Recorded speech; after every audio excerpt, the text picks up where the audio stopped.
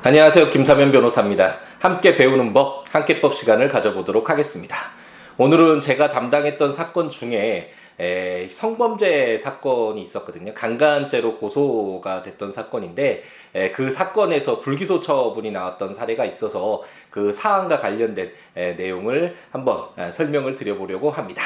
그 사건은 친구에게 이제 소개를 받은 여성과 1, 2차 술자리를 갖고 이제 친구 커플하고 같이 이제 술자리가 있었죠. 근데 친구 커플과 헤어진 이후에 이제 모텔에서 성관계를 맺게 됐습니다. 근데 다음 날 이제 경찰로부터 강간 혐의로 이제 고소가 되었다고 이제 한번 조사를 받으러 나오라는 그런 소환 전화를 받았죠.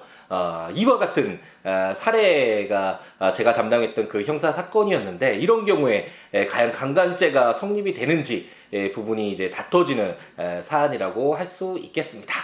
이 사례와 같은 성범죄 사건의 경우에는 그 범행 장소가 아무래도 공개되지 않은 은밀한 장소에서 행해지게 되죠. 그러다 보니 뭐 CCTV 등의 물적 증거라든지 아니면 목격자 등의 인적 증거도 거의 없는 경우가 대부분이고, 그렇기 때문에 그 강간 등과 같은 이런 성범죄가 성립이 됐는지 여부도 입증하기가 굉장히 어려울 뿐만 아니라 그 반대 입장에서 이것은 당사자의 의사에 반하는 그런 성범죄가 아니라 합의에 의한 뭐 성관계였다, 이런 쪽으로 반대 입증을 하는 것도, 반증을 하기도 굉장히 어려운 부분이 있는 것이 바로 성범죄 사건의 특징이라고 할 수 있겠습니다. 한번 법조문을 한번 볼까요? 법조문 형법 제297조를 보면 강간이라고 해서 폭행 또는 협박으로 사람을 강간한 자는 3년 이상의 유기징역에 처한다라고 규정을 하고 있습니다. 물론 여기서 폭행 또는 협박이 어느 정도의 범위의 것이어야 되는지, 사람이라는 것이 뭐 남성도 포함되는 것인지, 뭐 이런 부분도 문제가 될 수도 있고, 그리고 강간이라는 것이 구체적으로 어떤 행위가 있어야지 강간이 성립되는지, 뭐 여러 가지 이런 구성 요건과 관련해서 좀 문제가 되는 부분들이 상당히 많이 있긴 한데, 어쨌든 이 형법을 읽어보면 폭행 또는 협박으로 사람을 강간한 자에게 3년 이상의 중형에 처하도록 형법에서 규정을 하고 있는 것을 우리가 확인해 볼 수 있습니다. 피해자 입장에서는 굉장히 큰 문제죠. 저도 어린 시절에는 정말 강간죄라는 것은 그 가해자를 용서할 수 없다라는 그런 생각들을 많이 했었거든요. 그 피해 여성으로서는 정말 살아가는 데 있어서, 한번 주어진 이 삶을 살아가는 데 있어서 씻을 수 없는, 계속해서 상처로 남고 그로 인해서 자신의 삶이 변하게 되잖아요. 나쁜 영향으로. 그렇기 때문에 어렸을 적에 굉장히 울분을 토하면서 참을 수 없다, 어떤 드라마에서 그런 내용이 나왔을 때 그런 것을 보고 정말 참을 수 없다라고 울분을 토하던 그런 기억이 나는데, 어쨌든 지금 변호사로서 제 의뢰인의 경우에는 당사자의 의사에 반하는 폭행과 협박을 통한 그런 어떤 성관계가 아니라, 강간이 아니라 당사자의 합의에 의해서, 서로 좋아하는 감정에 의해서 그런 성관계를 가졌다라고 주장하는 입장이고, 변호사로서는 당연히 의뢰인의 그 입장을 고려를 해서 그 의뢰인이 법적인 어떤 대응을 하는 데 있어서 서포터를 해주는 그 역할을 하는 것이 변호사잖아요. 그래서 강간죄가 성립되지 않는다라는 그 부분에 대해서 소명을 해 나가기 시작을 했었죠.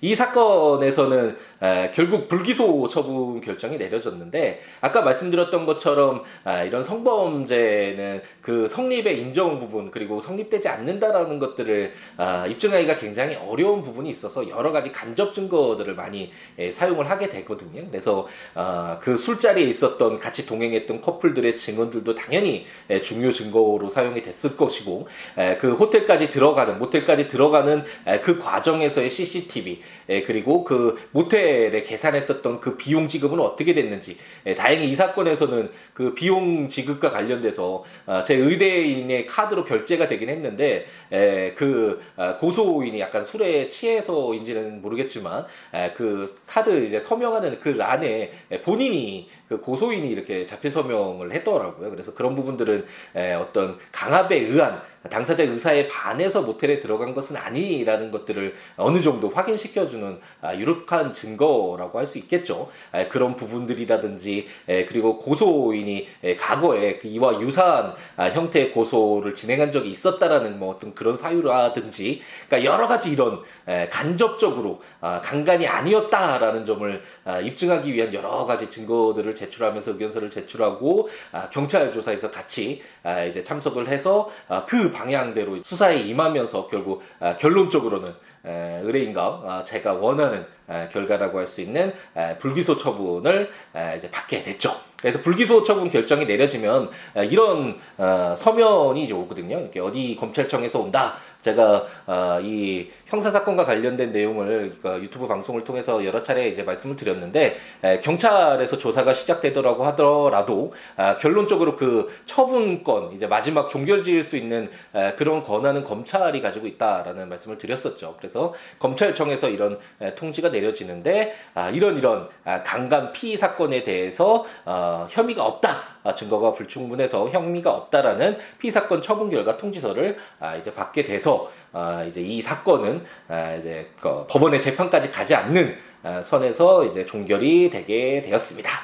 그래서 이 사건과 관련돼서 말씀드리고 싶은 것은 요즘에는 많이 변하긴 했더라고요. 형사사건에서 예전에는 제가 처음에 이제 변호사 활동을 시작할 때만 하더라도 이제 기소가 돼서 법원의 재판을 받게 되었을 때 이제 변호사를 선임하는 경우가 상당히 많았는데, 최근에는 이제 경찰에서 조사를 받아라라는 문자라든지 아니면 전화를 통한 소환 통지를 받으면 바로 이렇게 변호사에게 상담을 받고 선임을 하는 경우가 상당히 많아졌는데, 굉장히 긍정적인 부분이라고 생각이 들고, 만약 이러한 피의 사실이 있다면 경찰 조사를 받기 전에 한번 변호사와 상담을 받고 뭐 선임까지 해서 같이 경찰 조사에 임하는 것이 굉장히 유리하다라는 말씀을 드리고 싶고요.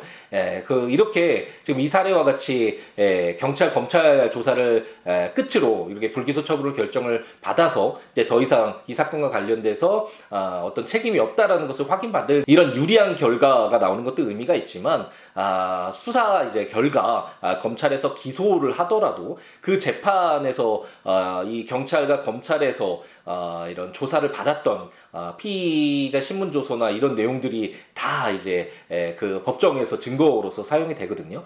그렇기 때문에 처음부터 조사를 받을 때부터 자신이 어떤 방향으로 이런 재판을 진행할 것인지를 염두에 두고 방향 설정 후에 조사를 받는 것과 그렇지 않는 것은 굉장히 큰 차이가 있거든요. 그렇기 때문에 이런 어떤 범죄 사실과 관련돼서 소환 통지를 받거나 어떤 피의 고소인의 입장이 된다면 나중에 조사는 다 받고 만약에 기소가 돼서 법원에 재판을 받을 때 뭐 변호사를 선임해야겠다 이것보다는 뭐 비용에서 굉장히 좀 차이가 있을 수는 있는데 그런 부분들은 염두에 두긴 하셔야겠지만, 되도록이면 경찰 조사 처음 가실 때부터 변호사를 선임을 하거나 아니면 그 전에 충분히 어떤 법률 상담을 받아서 그 진행 방향, 수사 진행 방향, 그리고 향후 있을 수도 있는 그런 재판 진행 방향을 미리 결정을 하고 수사에 임하시는 것이 유리하다라는 말씀을 드리고 싶습니다. 현실에서 발생할 수 있는 사례고, 제가 이제 거의 한 1000여 건에 관련된 민사, 형사, 행정, 가사 뭐 이런 재판들을 담당을 했었는데, 이제 가끔씩 이렇게 제가 담당했던 사건 중에 그래도 여러분들에게 도움이 되는, 그리고 관심을 가질 수 있는 그런 내용들을 가지고 한번 찾아뵈려고 합니다. 한번 이런 일들도 있을 수 있구나, 그래서 이런 일들이 있었을 때 어떻게 대처하는 것이 필요하겠구나 라는 이런 정도의 어떤 도움이 되는 내용이었으면 좋겠네요. 그럼 오늘 하루도 행복 가득하게 채우시기 바랍니다. 감사합니다.